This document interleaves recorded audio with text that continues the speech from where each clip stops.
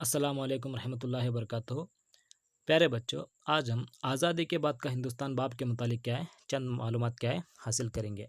आज़ादी के बाद हिंदुस्तान को क्या है बहुत से मसाइल का सामना करना पड़ा, जैसे पनागज़ीनों का मसाइल, रियासतों की दोबारा तकसीम, हुकूमत की तश्कील, देसी हुकूमतों का मुनज़्ज़म करना, लिसानी बुनियाद पर जो है रियासतों की क्या है तकसीम करना, और उसके बाद जो मजहबी फसादात वगैरह जैसे क्या है अहम मसले क्या है हिंदुस्तान को क्या है सामना करना पड़ा। जब हिंदुस्तान आज़ाद हुआ यानी 15 अगस्त 1947 को जब हिंदुस्तान आज़ाद हुआ, तो इन इस वक्त क्या है जो खुशियाँ जो जश्न मना रहे थे, उसके साथ साथ हिंदुस्तान को जो है बहुत से क्या है दुश्वारियों का भी क्या है सामना करना पड़ा। तो हमारे जो अहम लीडरान जो रहनुमा थे, तो उनके एक शोधा, तो उनकी लगातार कुर्बानियों की वजह से क्या है हिंदुस्तान क्या है जद्दोजहद कर कर अंग्रेज़ों की गुलामी से क्या है आगाज़ तो होगा, लेकिन जो जदीद सरकार बनी तो इनके सामने क्या थे बहुत से क्या है मसाइल थे। तो उन मसाइलों का क्या हिंदुस्तान ने किस तरह से हल किया, या फिर वो मसाइल कौन कौन से थे, आइए थोड़ा सा उसका हम जायज़ा लेते हैं। जो पहला जो मसला था आज़ादी के बाद जो अहम मसला बन गया था, वो है मजहबी फसादात। यानी जब हिंदुस्तान आज़ाद हुआ तो हिंदुस्तान जो है मज़हब की वजह से, यानी हिंदू और मुसलमानों की जो मजहबी फसादात की वजह से और या फिर मोहम्मद अली जिन्ना की जो लगातार क्या है उनकी कोशिश की वजह से हिंदुस्तान क्या है दो हिस्सों में तकसीम हो गया, एक पाकिस्तान और दूसरा जो है हिंदुस्तान। तो ये जो हिंदुस्तान और पाकिस्तान जो दो मुल्क बने, तो यहाँ पर जो है पाकिस्तान के चंद लोग हिंदुस्तान को क्या है चले आते हैं, और हिंदुस्तान के चंद लोग क्या है पाकिस्तान को क्या है चले गए। तो ये इसमें दौरान जो है इस नकोल मकानी में क्या है कि इससे बहुत से लोग, यानी पाकिस्तान को हिंदुस्तान के जो लोग थे वो कम चले गए, लेकिन पाकिस्तान के जो लोग थे वो हिंदुस्तान क्या है ज़्यादा तादाद में आने की वजह से ये पनाह गज़ीनों का मसला जो है हिंदुस्तान के लिए एक बेहद अजीम क्या है बहुत ही एक बड़ा क्या है मसला बन गया था। और दूसरा जो अहम मसला था वो था देसी हुकूमतों को क्या है मुत्तहद करना। तो यहाँ पर जब हिंदुस्तान आज़ाद हुआ तो उस वक्त जो है तकरीबन यहाँ पर एक 565 है, असल में जो हुआ 562 562 देसी रियासत के जो शुरुआत में क्या करते हैं हिंद इंडियन में क्या है ये शामिल होने के लिए क्या करती हैं, चंद देसी रियात क्या है हिंदुस्तान में शामिल हो गए, लेकिन चंद देसी रियात क्या है इसमें शामिल होने के लिए क्या करती हैं मना कर देती हैं। तो इनमें जो अहम जो देसी रियासत यानी कश्मीर, जूनागढ़ और हैदराबाद जैसे जो रियासतें थे, इनको जो है हिंद यूनियन में क्या है शामिल करना उतना आसान नहीं था। इस मसाइल को जो है सरदार वल्लभ भाई पटेल एक चैलेंज की तरफ लेकर क्या है तो एक इनको क्या बोलते हैं तमाम जो कश्मीर और जूनागढ़ और हैदराबाद जैसे जो देसी रियासतें थे, तो उनको क्या है हिंद यूनियन में क्या शामिल कर कर क्या है तो एक देसी इत्तेहाद के काम को क्या है सरदार वल्लभ भाई पटेल ने क्या है तो एक कामयाबी के साथ इसको अंजाम दिया, और अपने मुल्क को जो हिंदुस्तान को एक कौमी एकजुटता को क्या है एक उभारने की भी क्या है कोशिश भी की।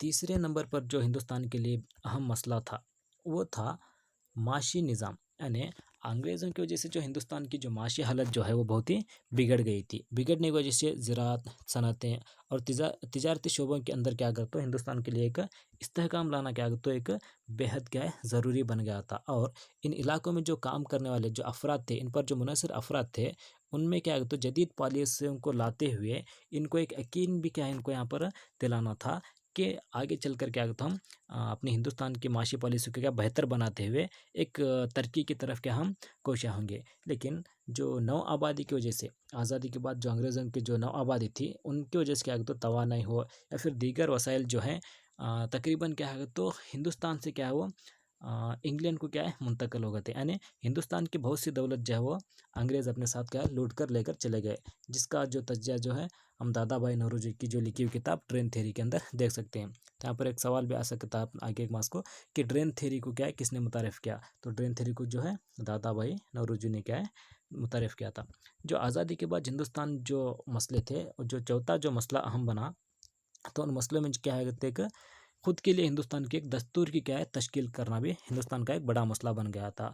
तो हिंदुस्तान के क्या है सियासी और तंजीमी एतबार से जो है एक नए कानून को क्या करना हमें बनाकर हिंदुस्तान को एक मजबूत बनाने की, या फिर हिंदुस्तान को एक जमहूरी मुल्क या फिर हिंदुस्तान को एक जमहूरी निज़ाम तर्ज की तरफ क्या है ले जाकर हिंदुस्तान को एक मजबूत मुल्क बनाने के लिए क्या कहते हैं एक हम कोशिश करना भी क्या कहते हैं एक ज़रूरत था। तो इसमें जो है तो हिंदुस्तान में क्या है तो दस्तूर की तश्कील के लिए क्या कहते हैं एक दस्तूर साज कमेटी बनाई गई, जिसमें क्या कहते डॉक्टर राजेंद्र प्रसाद उसके सदर बने, और एक क्या है दस्तूर साज की मसूदा कमेटी भी क्या है यहाँ पर बनाई गई। तो मसूदा कमेटी की जो सदर थे वो डॉक्टर बी आर अम्बेडकर थे। तो डॉक्टर बी आर अम्बेडकर की लगातार कोशिश के बाद जो हमारे हिंदुस्तान की एक दस्तूर की तश्कील हुई। इसकी वजह से क्या हम डॉक्टर बी आर अम्बेडकर को हिंदुस्तान के दस्तूर के क्या है बानी भी कहते हैं।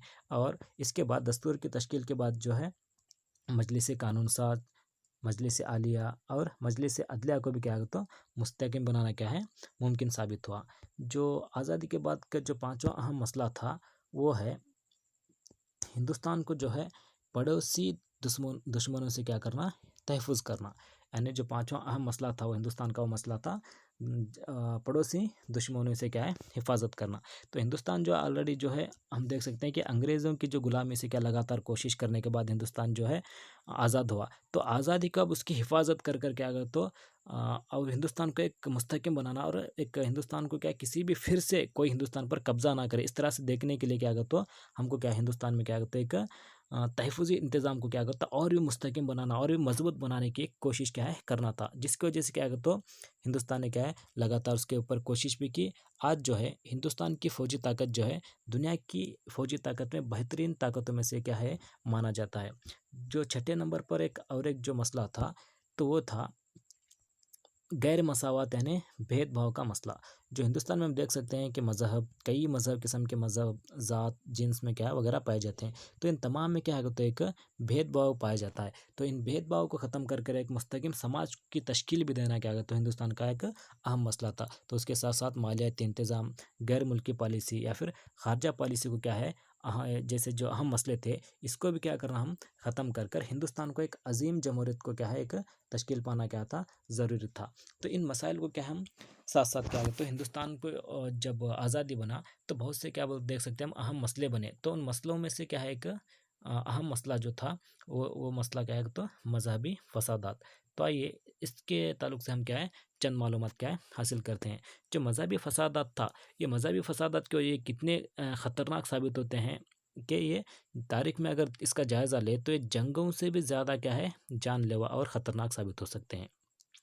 तो माहिरीन का कहना है एक जंगों की वजह से जितना जो जायदाद हो या फिर लोगों का जो दिलों को जो ठेस पहुंचती है, जो दुख पहुंचता है, उससे भी ज़्यादा जो है मजहबी फसादात की वजह से क्या होते हैं नुकसान क्या है होते हैं क्या हमें नज़र आता है। तो सियासी मफाद के लिए या फिर दूसरे जो मजहबी मफादात के लिए जो है लोग क्या कर सकते हैं आपस में क्या झगड़े करते हुए क्या है तो समाज के अंदर क्या करते हैं एक मुसलसल क्या एक तकालीफ का क्या एक बास बनता है। जो हिंदुस्तान जब मुख्तलिफ मज़हब क्या बोलते हैं लोग क्या हिंदुस्तान में क्या है आप हमको मिलते हैं ना हिंदू मज़हब है, मुस्लिम मज़हब है, सिख, जैन, ईसाई वगैरह जैसे क्या है मज़हब क्या है देखते हैं। ये मज़हब क्या है जो गैर मुल्की जो हमलों से यानी हिंदुस्तान में क्या है तो दूसरे जो गैर मुल्की यानी यूरोपीय कौम से जो आकर क्या हिंदुस्तान पर जो कब्ज़ा किया है तो उसकी वजह से हिंदुस्तान में जो है एक मुख्तलिफ मज़हब का क्या एक मुल्क बनकर क्या है उभर आया। तो इनमें से जब अंग्रेज़ों ने हिंदुस्तान पर कब्ज़ा किया तो अंग्रेज़ जो है बड़ी चालाकी से अपने फ़ायदे के लिए इन्होंने क्या किया तो लड़ाव और हुकूमत को क्या है एक पॉलिसी को अपनाए। ये लड़ाव और हुकूमत पॉलिसी की वजह से हिंदुस्तान में क्या करे अंग्रेज़ एक मज़हबी फसादात का क्या करती है ना बीज बोना क्या है शुरू करे। वही मज़हबी फसादात की वजह से आगे चलकर क्या है तो हिंदुस्तान के अंदर मज़हबी फ़िरकावारायत की क्या है तख्लीक होती है, जिसकी वजह से हिंदुस्तान के अंदर जो है हिंदू समाज और मुस्लिम समाज के अंदर क्या है एक नफ़रत क्या है बनती गई। तो वही नफ़रत की वजह से क्या है तो आज़ादी के वक्त या फिर आज़ादी के बाद जो हिंदुस्तान में क्या है तो एक मज़हबी फसादात का क्या हम सामना करना पड़ गया। तो जिसकी वजह से क्या है हिंदुस्तान और पाकिस्तान की तश्कील भी हुई और क्या है तो हिंदुस्तान में एक बेहद क्या है तो हिंदुस्तान और मुसलमानों के अंदर लाखों की तादाद में क्या है लोगों की क्या है जानें भी क्या है इसमें चली जाती हैं। तो हम देख सकते हैं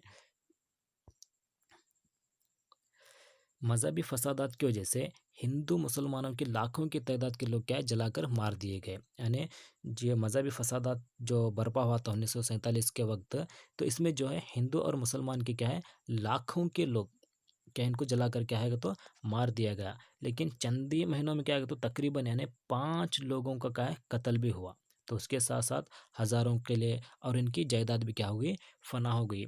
इस तरह से क्या है तो ये मज़हबी फसादात क्या है हिंदुस्तान में एक और पाकिस्तान की जो हिंदुस्तान और पाकिस्तान के अंदर जो एक दुश्मनी का क्या है बास बनकर आज भी क्या है वो कायम हमें क्या है दिखता है। तो जब हिंदुस्तान को आज़ादी मिली तो पूरा यानी 15 अगस्त 1947 को जब हिंदुस्तान आज़ाद हुआ तो पूरा मुल्क जो है आज़ादी का क्या है जश्न मना रहा था।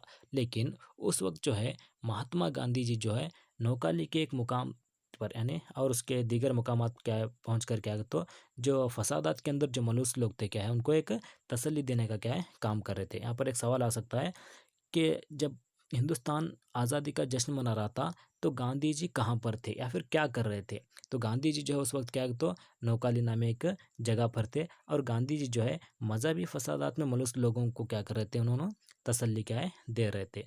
तो आज़ादी के बाद जब हुकूमत बनी जब तश्कील हुई तो उस वक्त जो है पहले वज़ीर आज़म क्या है जवाहरलाल नेहरू बनती। तो जवाहरलाल नेहरू के सामने जो सबसे अहम जो बड़ा मसला क्या था तो वो फ़िरका वाराना फसादात का मसला। लेकिन जवाहरलाल नेहरू ने जो है तमाम तंजीमों और सियासी हरबों का इस्तेमाल करते हुए चंद ही महीनों में क्या है तो इन मजहबी फसादात पर काबू पा लिए। लेकिन ये फ़िरका वाराना और मजहबी फसादात का जो ख़तरनाक मनाजिर थे इन मनाजिर को देख कर क्या तो जवाहरलाल नेहरू हिंदुस्तान को क्या एक सेकुलर मुल्क बनाने की तरफ क्या है नो राग़िब हुए और आखिरकार हिंदुस्तान को क्या एक सेकुलर मुल्क क्या है बनाया गया।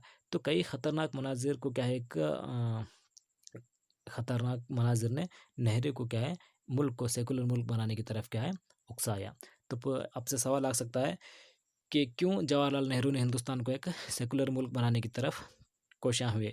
तो इसका जो जवाब है फ़िरका वाराना फसादात की वजह से ख़तरनाक हालात क्या है जो ख़तरनाक मनाजिर क्या है सामने आने की वजह से। और यही वजूहत भी थे कि अपने मुल्क को क्या है एक सेकुलर मुल्क बनाते हुए दस्तूर की क्या है तश्कील भी दी गई। तो उसके साथ साथ जब मुल्क तकसीम हो रहा था तो खान अब्दुल गफ़ार ख़ान और मौलाना अबुल कलाम आज़ाद ने क्या है एक कोशिश भी की लेकिन वो कोशिश क्या है नाकाम रही। आज भी जो है फ़िरका वाराना फसादात क्या है जारी हैं। लेकिन सबसे जो एक डर और खौफ की बात यानी एक सबसे गम की बात क्या है कि ये फ़िरका वाराना फसादात को जो है आज बैनुल अक़वामी हिमायतें क्या है मिल रही हैं। ये जो है एक हमने आज की एक बहुत ही क्या कहते हैं एक दुख और एक ख़तरे की क्या है एक बात है। हिंदुस्तान के दस्तूर में जो है हर शख्स के लिए मज़हब को अपना निजी मामला करार देते हुए मज़हब को क्या है अलग करते हुए उनको क्या है आज़ादी क्या है दी गई है कि हिंदुस्तान का हर बाशिंदा यानी मज़हब को क्या अपने मज़हब को इख्तियार कर सकता है या फिर अपने मज़हब के ऊपर क्या है चल भी सकता है। ये क्या है तो एक हमारे दस्तूर के अंदर क्या है ये आज़ादी क्या है दी गई है। तो बच्चों तो इस तरह क्या है तो मज़हबी एक फसादात का एक हमने क्या छोटा सा उसका जायज़ा लिया। तो दूसरा जो अहम मसला था वो जो मसला है पनाह गज़ीनों का मसला। तो पनाह गज़ीनों के मसले में हमने पीछे भी देखा कि पाकिस्तान के चंद अफराद बहुत से अफराद है क्या है हिंदुस्तान चले आते हैं और हिंदुस्तान के क्या है लोग क्या है पाकिस्तान को क्या है चले गए। लेकिन पाकिस्तान से जो लोग हिंदुस्तान आए तो तादाद कम थी लेकिन हिंदुस्तान से जो लोग पाकिस्तान गए उनकी तादाद सॉरी माफ़ करना पाकिस्तान से जो लोग हिंदुस्तान आए उनकी तादाद क्या है ज़्यादा थी और हिंदुस्तान से जो लोग पाकिस्तान गए उनकी तादाद क्या है कम थी। जिसकी वजह से क्या है तो हिंदुस्तान के लिए क्या है तो एक पनाह गज़ीनों का मसला क्या है बहुत ही क्या है बड़ा मसला बन गया था। तो हिंदुस्तान को हम देख सकते हैं कि तकसीम के बाद आज़ादी के बाद क्या है तो कई मिलियन लोग हिंदुस्तान और पाकिस्तान के दरमियान क्या है तो अपने अपनी ज़िंदगी का इंतखाब करते हुए क्या है एक जगह से दूसरी जगह क्या है अपने बाबा और अजदाद के इलाकों को तर्क करते हुए अपने जायदाद को छोड़कर क्या है तो अपने मजहबी इलाके की तरफ क्या है आने लगे। यानी हिंदू जो है पाकिस्तान क्या बोलते हैं पाकिस्तान से आने लगे और मुस्लिम जो है चंद मुसलमान क्या है हिंदुस्तान छोड़कर क्या है पाकिस्तान क्या है चले गए। तो इसमें जो है जो हिंदुस्तान में दाखिल होने वाले पनाह गज़ीन की तादाद थी वो क्या है 6 लाख मिलियन थी। इन पनाह गज़ीनों को क्या है एक हल करना एक हिंदुस्तान के लिए एक बड़ा मसला बन गया था। तो यहाँ पर देख सकते हैं हम मगरबी पाकिस्तान से आने वाले पनाह गज़ीनों की जो मसाइल यानी कम पेश उसको हम 1951 तक क्या इसको हल कर लिया गया। यानी मगरबी पाकिस्तान यानी आज का जो पाकिस्तान है वो पाकिस्तान मुल्क से जो पनाह गज़ीन कि जो भी यहाँ पर हिंदुस्तान आए थे वो तमाम के जो लोगों का जो मसाइल थे उसको क्या कहता हूँ 1951 तक इसको हल कर लिया गया। लेकिन मशरक़ी पाकिस्तान यानी जो आज का बांग्लादेश है तो वहाँ से आने वाले जो लोग थे वो मसला क्या है तो 1971 तक क्या है वो जारी रहा। यानी आज़ादी के बाद जो फ़िरका वाराना फसादात का सामना करना जो हिंदुस्तान को पड़ रहा था जो मगरबी पाकिस्तान से जो लोग आए थे लेकिन उसके बावजूद भी क्या है तो बहुत से लोग बांग्लादेश से क्या है हिंदुस्तान को क्या है आते चले गए। तो इन क्या बोलती है मसला को क्या है तो हम हल करना हिंदुस्तान के लिए क्या है, काफ़ी क्या है तो दुश्वार हुआ। तो जो मगरबी पाकिस्तान और मशरक़ी पाकिस्तान जो मुल्क बने थे, तो हिंदुस्तान में जो उसकी 1971 में क्या कोशिश हिंदुस्तान की मदद से क्या है तो एक मशरक़ी पाकिस्तान जो है मगरबी पाकिस्तान से आज़ाद होगा और बांग्लादेश नामी एक नया मुल्क भी क्या है बना। तो यहाँ पर देख सकते हैं कि 1971 में हिंदुस्तान की जो हिमायत करने का जो खाना जो जंगी से जो है तकरीबन 10 लाख पनाह गज़ीन जो है क्या है हिंदुस्तान में क्या है दाखिल हो गए। तो इन तमाम पनाह गज़ीनों को जो है हिंदुस्तान की हुकूमत ने जो है इनको मगरबी बंगाल, आसाम, मेघालय और त्रिपुरा जो सरकार थी यहाँ पर क्या है तो उनके एक बुनियादी सहूलत क्या है उनको दी गई। तो इसी तरह जो है बांग्लादेश से जो आने वाले पनाह गज़ीन थे वो सिर्फ़ और सिर्फ क्या तो बंगाली ज़ुबान ही जानते थे, जिसकी वजह से जो है वो सिर्फ़ और सिर्फ मगरबी बंगाल में क्या है वो रिहाइश करने पर क्या है मजबूर हो गए। तो आपको सवाल यहाँ पर पूछ सकते हैं कि बांग्लादेश से आने वाले जो पनाह गज़ीन थे वो सिर्फ मगरबी बंगाल में क्या है रिहाइश करने पर मजबूर हो गए क्यों? तो इसका जो जवाब है वो बंगाली ज़ुबान, उनको सिर्फ बंगाली ज़ुबान आती थी, इसलिए वो बांग्लादेश से आने वाले पनाह गज़ीन जो है सिर्फ और सिर्फ मगरबी बंगाल में क्या है रह गए।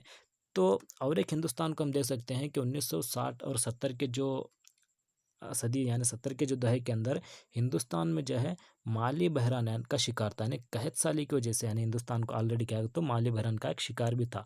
फिर भी जो है हिंदुस्तान को जो है पनाह गज़ीनों के मसाइल को क्या हल करने की एक कोशिश की और इंसानी जो अज़म जो हिंदुस्तान ने क्या है तो एक इंसानियत का क्या मुजाहरा कर बेहतरीन मुजाहरा करता हुआ पूरे दुनिया के लिए क्या एक मिसाल क्या है कायम की। तो नेहरू के ज़माने के अंदर जब जवाहरलाल नेहरू वज़ीर आज़म बने थे, तो उनके ज़माने के अंदर क्या है तो बहुत से लोग तिब्बत से भी क्या है तो हिंदुस्तान को क्या है पनाह गज़ीनों की तरफ तौर पर क्या है हिंदुस्तान आना क्या है शुरू करे। तो उनमें से जो तिब्बत से जो लोग आए थे तकरीबन 1,20,000 क्या है वो तिब्बती क्या है लोग जो है हिंदुस्तान में क्या है पनाह गज़ीन क्या है बने हुए थे। 1960 के दहाई के वक्त जो है मैसूर की हुकूमत ने, जो मैसूर की हुकूमत थी, वो मैसूर की हुकूमत ने क्या है इन तमाम पनाह गज़ीनों को जो है मैसूर ज़िले के बैलकोपी एक नामे में क्या है इनको तिब्बत के जो लोग थे उनको पनाह गज़ीनों को क्या तकरीबन 3,000 एकड़ की ज़मीन क्या है इनको मंजूरी दी और आज भी जो ये तिब्बत का एक अहम क्या है मरकज़ बना है। तो यहाँ पर आपको सवाल लग सकता है कि तिब्बत से आए हुए लोगों को कहाँ बसाया गया? तो तिब्बत से आए हुए लोगों क्या तो मैसूर ज़िले के बैलकोपे नामी क्या एक मुकाम पर क्या इनको एक बसाया गया। तो बच्चों, तो उसके बाद जो हिंदुस्तान का एक और एक जो अहम मसला था वो जो है दस्तूर की जो यानी आज़ादी के बाद यानी नई हुकूमत की एक तश्कील करना भी क्या था तो हिंदुस्तान के लिए एक बेहद क्या है अहम मसला क्या है बन गया था। तो 1947 के बाद जो हिंदुस्तान में क्या तो आर्जी हुकूमत की क्या है तश्कील की गई और माउंट बैटन जो है हिंदुस्तान के जो है पहले गवर्नर जनरल बने। तो आज़ादी के बाद हिंदुस्तान के पहले गवर्नर जनरल कौन थे? तो उसका जवाब जो है माउंट बैटन। यहाँ पर बैनट जो हुआ है वो बैनट नहीं, माउंट बैटन। जवाहरलाल नेहरू क्या है हिंदुस्तान के पहले वज़ीर आज़म बने और डॉक्टर क्या बोलते हैं हम बाबू राजेंद्र प्रसाद जो हिंदुस्तान के क्या है पहले क्या है सदर बने। जो हिंदुस्तान की क्या है लगातार कोशिश के बाद जो दस्तूर बना, तो हमारा दस्तूर जो है जब अमल में आने जारी हुआ, वो जब दस्तूर जब जारी हुआ तो उस वक्त डेट था 26 जनवरी 1950, जो हम यौम जमहूरिया के तौर पर क्या है तो हर साल क्या है मनाते हैं। और एक यहाँ पर इम्पोर्टेंट अहम जो बात है तो वो है सेकुलर मुल्क और समाजवाद। तो हिंदुस्तान जब आज़ाद हुआ तो हिंदुस्तान के दस्तूर के अंदर जो हम पहले ही इक़्तिदार आला, जमहूरी और अवामी मुल्क क्या है करार दिया गया था, लेकिन हिंदुस्तान को जो है 42वीं तरमीम के अंदर जो दस्तूर के अंदर जो 42वीं तरमीम के अंदर जो है 1976 के अंदर इस तरमीम को की गया। ये इस तरमीम के जहत यानी 42वीं तरमीम के तहत 1976 को जो है हिंदुस्तान के अंदर के दस्तूर के अंदर सेकुलर और समाजियत के लफ्ज़ को क्या है शामिल किया गया। तो यहाँ पर सवाल आ सकता है कि 42वीं तरमीम की अहमियत क्या है? तो 42वीं तरमीम की अहमियत यह है कि हिंदुस्तान के दस्तूर के अंदर जो है सेकुलर और समाजियत लफ्ज़ को क्या है शामिल किया गया। या फिर सेकुलर और समाजियत लफ्ज़ को हिंदुस्तान के दस्तूर में कब शामिल किया गया? तो 1976 42वीं तरमीम के तहत। तो इस तरह जो है हिंदुस्तान ने क्या एक आज़ादाना खारजा पॉलिसी बनाई और भारत को यानी हिंदुस्तान ने एक पार्लिमानी जमहूरियत को क्या यहाँ पर अपनाया गया।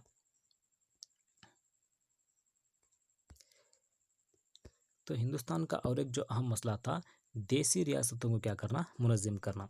तो अंग्रेज़ों से जैसा ही हिंदुस्तान छोड़ते वक्त क्या गए तो जो कुल जो देसी रियासतें थे वो 562 क्या है रियासतें थे।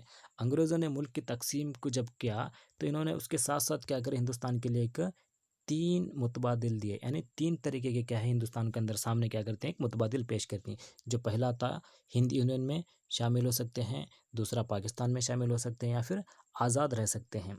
जो 562 रियासतें थे, उनको ये इख्तियार था कि वो 562 जो रियासतें, देसी रियासतें, वो रियासतें या फिर हिंद यूनियन में शामिल हो जाएँ, या फिर पाकिस्तान में शामिल हो जाएँ, या फिर वो जो है आज़ाद क्या है रह सकते हैं। इस तरह जो है आज़ादी के बाद क्या होगा, एक कानून बनाकर अंग्रेज़ क्या है हिंदुस्तान छोड़कर चले गए। लेकिन ये जो मसला था देसी रियासतों का मुनज़्ज़म करना, वो हिंदुस्तान के लिए एक बेहद क्या है, एक अहम था। तो उसके बाद 1947 के इत्तेहादी कानून के मुताबिक हिंदुस्तानी सरकार ने, भारत सरकार ने रियासतों को हिंद यूनियन में शामिल करने के लिए मदऊ किया। तो इस तरह से जो है हिंदुस्तान इत्तेहाद में शामिल होने वाली रियासतों के लिए एक रियासती आमदनी के एतबार से यानी शाही धन देने का लिए क्या एक ऐलान किया गया। जो 562 जो देसी रियासतें थे, जब अंग्रेज़ों के 3 मुतालिबात में से जो हिंदुस्तान यूनियन में जो भी रियासत क्या है शामिल होती है, उन शामिल होने वाली रियासतों के क्या यहाँ पर एक शाही धन देने का क्या है एक ऐलान किया गया है। यानी जो रियासती जो भी आते हैं उनको रियासती आमदनी क्या है देते हैं, उनको शाही धन देकर क्या करते हैं, उनको क्या है एक हिंदुस्तान यूनियन में शामिल करने की कोशिश की गई। लेकिन 1971 में जो है इस शाही धन की क्या है दीगर सहूलियात को क्या है रोक दिया गया, और हिंदुस्तान में भी क्या है शामिल होने के अवामिल में क्या है, तो जो दूसरे दूसरे देसी रियासत थे जो भी शामिल हुए थे, जो उनको शाही धन जो दिया गया था क्या उसको रोक दिया गया। लेकिन यहाँ पर सबसे अहम जो मसला था, ये मसला ये था कि हिंदुस्तान में जब दूसरी दूसरी दीगर जब रियासतें जो शामिल होते गए, लेकिन उन देसी रियासतों में जूनागढ़, हैदराबाद, कश्मीर जो है ये हिंद यूनियन में शामिल होने के लिए क्या करती हैं, गहरी क्या है मुखालिफत की है। तो यहाँ पर सवाल कर सकते हैं ये कि हिंद यूनियन में यानी हिंदुस्तानी इत्तेहाद में क्या शामिल होने के लिए गहरी मुखालिफत करने वाले देसी रियासतें कौन कौन से हैं। तो जो जवाब है जूनागढ़, हैदराबाद और कश्मीर। इसको जो है जो रियासतें जो गहरी मुखालिफत की, इनको हिंदुस्तान के जो मर्द आहन के नाम से जो मशहूर सरदार वल्लभ भाई पटेल, जो हिंदुस्तान के क्या थे पहले वज़ीर दाखिला थे, तो इनकी रहनुमाई के अंदर जो है ये तमाम जो भी रियासतें जो हिंदुस्तान में शामिल नहीं हो रहे थे, लेकिन जैसे जूनागढ़ है, हैदराबाद है और कश्मीर है, तो ये सरदार वल्लभ भाई पटेल ने क्या इनकी लगातार कोशिश की मदद से क्या है तो हिंदुस्तानी इत्तेहाद में क्या इनको शामिल करने के अमल को क्या है कामयाबी से क्या है पूरा किया। तो एक सवाल कर सकता है, हिंदुस्तान का मर्द आहन किसे कहते हैं। सरदार वल्लभ भाई पटेल को हम क्या कह सकते हैं, हिंदुस्तान का मर्द आहन कहा जाता है। तो और एक सवाल भी आ सकता है कि हिंदुस्तान के पहले वज़ीर दाखिला कौन थे। तो पहले वज़ीर दाखिला भी सरदार वल्लभ भाई पटेल थे। और एक सवाल इस तरह से बन सकता है कि सरदार वल्लभ भाई पटेल को हिंदुस्तान का मर्द आहन कहा जाता है क्यों। क्योंकि सरदार वल्लभ भाई पटेल ने देसी रियासतों के मुनज़्ज़िम के काम को क्या है तो कामयाबी के साथ पूरा किया था, जिसकी वजह से सरदार वल्लभ भाई पटेल को क्या कहते हैं, हम मर्द आहन क्या है कहते हैं। जो देसी रियासतें थे उनके ताल्लुक से अगर कौन सी जो गहरी मुखालिफत की थी, वो जूनागढ़ था। सबसे पहले क्या है वो जूनागढ़ के ताल्लुक से हम देखते हैं। जूनागढ़ पर जो है नवाब क्या है तो उन रियासत ने क्या करते हैं, एक वहाँ पर क्या उनकी हुकूमत थी। तो नवाब जो जूनागढ़ के थे वो पाकिस्तान में शामिल होने का क्या है ख्वाहिश था, लेकिन वहाँ की जो रियायत थी वो रियायत जो है नवाब के ख़िलाफ़ रियासत क्या बोलते हैं रास्तों पर उतर आई, और बगावत का सामना ना करते हुए जो नवाब थे वहाँ के वो क्या है जूनागढ़ छोड़कर क्या है भाग चले गए। तो जाते वक्त चले जाने के बाद जो है वहाँ के जो दीवान के इल्तिजा पर क्या कहते तो सरदार वल्लभ भाई पटेल ने और या फिर हिंदुस्तान की हुकूमत के यहाँ पर फ़ौज भेज कर क्या कहता वहाँ पर अमन कायम किया, और 1949 के अंदर क्या कहते जूनागढ़ को क्या है हिंद यूनियन में क्या है शामिल किया गया। जो दूसरा अहम जो है हैदराबाद। तो हैदराबाद पर जो है यहाँ पर एक निज़ाम की हुकूमत क्या थी उस वक्त, अंग्रेज़ जब छोड़कर चले गए तो उसको जो है हैदराबाद क्या है निज़ामों की क्या है हुकूमत थी। निज़ाम जो है ना पाकिस्तान में शामिल होना चाहते थे, ना क्या इन्होंने हिंदुस्तान में शामिल होना चाहते थे। वो क्या है आज़ाद रहना क्या है चाहते थे, इसलिए क्या है इन्होंने क्या है हिंदुस्तान में क्या है शामिल होने से क्या है इनकार किया। इस ज़माने के अंदर जो है कम्युनिस्टियों की रहनुमाई और तेलंगाना के जो किसान थे हथियारों से लेस जो है इन्होंने जद्दोजहद की, निज़ाम के खिलाफ क्या है ज़मींदार हो या फिर तेलंगाना के क्या कुछ रहनुमा हो या फिर कम्युनिस्ट हो, ये तमाम जो है सड़कों पर क्या है उतर आए, आकर क्या तो उनके खिलाफ जो निज़ाम के खिलाफ क्या करे एक जद्दोजहद चल क्या है एक मुखालिफत की। तो इसके अलावा जो निज़ाम के जो जालिम क्या है रज़ाकार थे, तो इनके खिलाफ भी क्या होता, अवाम इनके खिलाफ भी थी। तो उस वक्त जो है हिंदुस्तान क्या है, हुकूमत ने क्या है फ़ौज भेज कर क्या वहाँ की जो हैदराबाद को क्या है तो 1948 के अंदर क्या है हिंद यूनियन में क्या है शामिल शामिल क्या है इसको किया गया। अगला जो मसला है वो जम्मू कश्मीर का मसला। तो मैं यहाँ पर आपको आखिरी लाइन बताता हूँ, यहाँ एक जो मार्क करके बताता हूँ आपको। हिंदुस्तान की हुकूमत में क्या बोलते हैं शमूलियत के मुकाबले में कश्मीर की शमूलियत का एक मखसूस दर्जा रखती है क्यों? तो यहाँ से सवाल आ सकता है आपको।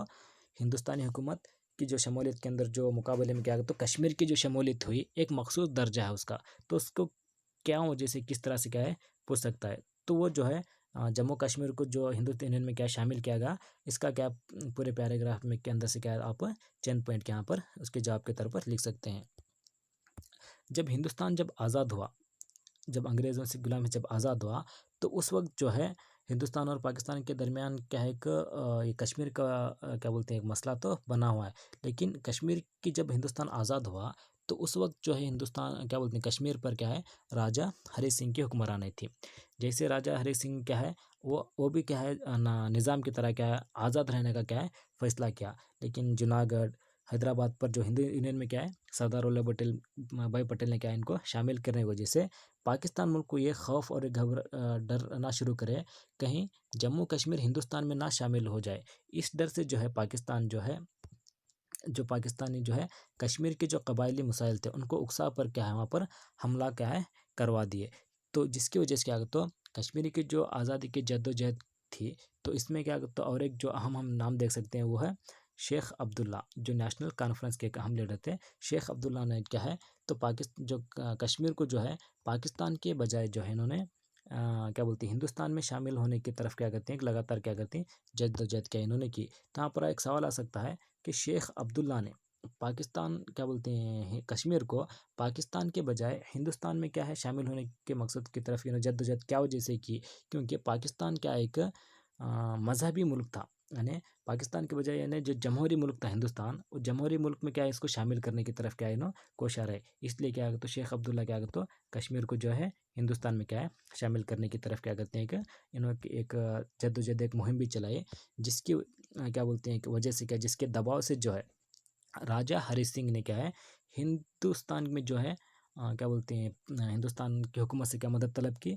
और हिंदुस्तान में क्या है इन्होंने कई एक शराइत के ज़रिए क्या है हिंदुस्तान को में क्या है कश्मीर को क्या है शामिल क्या है किया गया। और पाकिस्तान के जो मकसद को क्या है इनको एक नाकाम क्या यहाँ पर रोका गया। लेकिन जिसकी वजह से हिंदुस्तान और पाकिस्तान की जो कश्मीर की वजह से क्या है इनके दरमियान क्या है बहुत से क्या है एक जंगे भी क्या है होते हुए नजर आते हैं, और आज भी क्या है मसला हम देख सकते हैं। लेकिन हिंदुस्तान ने जो है क्या है अक़वाम मुत्तहिदा को अपना मुकदमा क्या है दायर किया कि इन्होंने क्या तो हिंदुस्तान जो है पाकिस्तान जो है कश्मीर के चंद इलाकों पर क्या है कब्जा किया करता है, फिर जंग भी किए थे। तो 21 जनवरी 1949 को क्या अक़वाम मुत्तहिदा ने क्या है जंग ख़त्म करने का ऐलान भी किया। तो हुकूमत क्या ऐलान के हुक्म के ज़रिए क्या है तो जंग तो क्या है ख़त्म होगी, लेकिन कश्मीर का जो शुमाली मगरबी हिस्सा था आज भी जो है पाकिस्तान के कब्ज़े में क्या है जिसकी वजह से हम इस इलाके क्या है पाक मकबूजा कश्मीर यानी POK से क्या है इसको क्या है जानते हैं।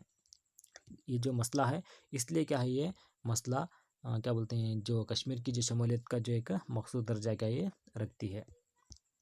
अगला जो अहम जो क्या बोलते हैं मसला तो हिंदुस्तान को क्या है तो पांडिचेरी। ये पांडिचेरी जब आज़ाद यानी जब आज़ादी के बाद जो हिंदुस्तान जब आज़ाद हुआ, तो पांडिचेरी पर जो है फ्रांसीसी नौ आबादी थी। तो पांडिचेरी, कारिकाल, माहे, चंद्र नगर ये तमाम जो है जो इलाके थे वो फ्रांसीसियों के नौ आबादियत में थे। तो फ्रांसीसियों पर क्या कहते हैं यहाँ पर अपना इक़्तिदार चलाते क्या रहे थे। लेकिन इनको हिंदुस्तान हिंदू में क्या शामिल करने के लिए क्या तो कांग्रेस, कम्युनिस्ट और दीगर तंजीम क्या की तरफ रास्ते में क्या तो लगातार क्या है तहरीकी क्या यहाँ पर चलाई गई। और पांडिचेरी को 1954 में क्या तो हिंद यूनियन में क्या है शामिल किया गया, और पांडिचेरी को क्या 1963 के अंदर क्या एक मरकज़ी इलाका भी क्या है बनाया गया। तो अगला जो अहम जो मसला था वो गोवा को क्या है हिंद यूनियन में क्या है शामिल करना। जब हिंदुस्तान आज़ाद हुआ तो गोवा पर जो है पुर्तगालियों को क्या है नौ आबादी थी, यानी गोवा जो है पुर्तगालियों के अंडर में था। तो गोवा को जो हिंदी यूनियन में शामिल करने के लिए मुसलसल क्या है, तहरीकी क्या है यहाँ पर चलाई गई। तो उसके साथ साथ जो है जैसे हम तहरीकें चलाए तो पुर्तगालियों ने क्या किया कि पुर्तगालियों ने जो है अफ्रीका से और यूरोप से क्या है फ़ौज मंगवा कर क्या करते हैं कि तहरीकात को रोकने की क्या एक लगातार क्या है कोशिश भी की। लेकिन 1955 में अंदर हिंदुस्तान के अंदर क्या करते मुख्तलिफ जो सत्याग्रह क्या करते गोवा पहुँच कर क्या करते वहाँ पर उनके खिलाफ क्या करें पुर्तगालियों के खिलाफ लगातार क्या है कोशिश और जद्दोजहद क्या करते हुए एक कई तहरीकें चलाए, जिसके एवज में जो है पुर्तगालियों से क्या करते गोवा 1961 में क्या है आज़ाद हुआ।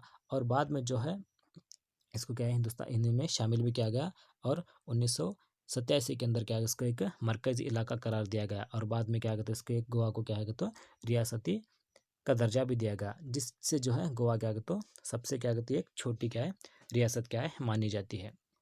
अगला जो मसला था हिंदुस्तानियों के लिए वो मसला जो था लिसानी बुनियाद पर क्या कहते रियासतों की तश्कील, यानी ज़ुबानी बुनियाद पर क्या कहते एक रियासतों की तश्कील करना। ये जो हिंदुस्तान का एक अहम मसला था, इसमें एक सबसे अहम बात हम देख सकते हैं कि हिंदुस्तान की आज़ादी के बाद सबसे पहला मसला जो जमहूरी तर्ज से हल किया गया वो था रियासतों को लिसानी बुनियाद पर तश्कील करना। तो यहाँ पर सवाल आपको आ सकता है कि आज़ादी के बाद सबसे पहला कौन सा मसला था जो जमहूरी तर्ज से क्या उसको हल किया गया। तो जमहूरी तर्ज से हल करने वाला सबसे अहम मसला था लिसानी बुनियाद पर रियासतों की तश्कील।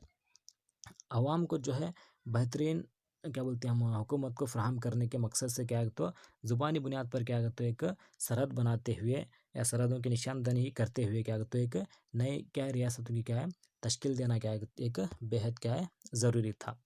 क्योंकि हुकूमत जो है एक ही ज़ुबान अगर रहे तो जो इलाकाई जो ज़ुबान है वहाँ पर जो बोलियाँ जो काफ़ी क्या है तो फ़र्क पाई जाती हैं। तो उन बोलियों में जो अगर फ़र्क पाए गए तो बुनियादी तालीम के इंतज़ाम या फिर वहाँ पर क्या करते हैं हुकूमत करना क्या करता है थोड़ा बहुत क्या है दुश्वार होता है। तो इसलिए जो है मुल्क में क्या करते हैं एक क्या बोलते हैं एक बुनियादी तौर पर क्या ज़ुबानी तौर पर क्या करते हो रियासतों की तश्कील करना क्या है एक बेहद क्या है ज़रूरी भी था। लेकिन अवाम भी जो है लिसानी बुनियाद के लिए मुल्क में क्या है तो पूरे मुल्क भर में क्या करते लिसानी बुनियाद पर क्या करते रियासतों की तश्कील क्या है कि अवाम भी क्या करती है आवाज़ क्या है बुलंद की। तो यहाँ पर देख सकते हैं हम 1952 के अंदर आंध्र सभा के ज़रिए निगरानी ने आंध्रा की तश्कील के लिए पोट्टी श्री रामुलु ने 58 दिनों तक क्या है इन्होंने भूख हड़ताल की। आखिरकार क्या है इनकी मौत भी हो गई। जैसा इनकी मौत के बाद जो है मांग जो है आंध्र प्रदेश की मांग और भी क्या है गहरी होती गई, जिसको जो है हुकूमत को क्या है तो 1953 के अंदर जो है 1953 के अंदर क्या है तो एक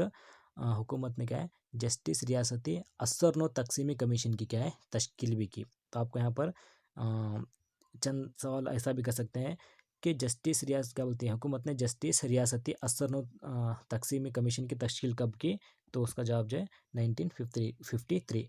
तो जो इसके सदर थे या फिर इसके चेयरमैन थे यानी फजल अली इसके चेयरमैन थे और उसके साथ साथ के.एम. पानेकर और H.N. कुंजरू जो इसके एक अराकिन भी थे।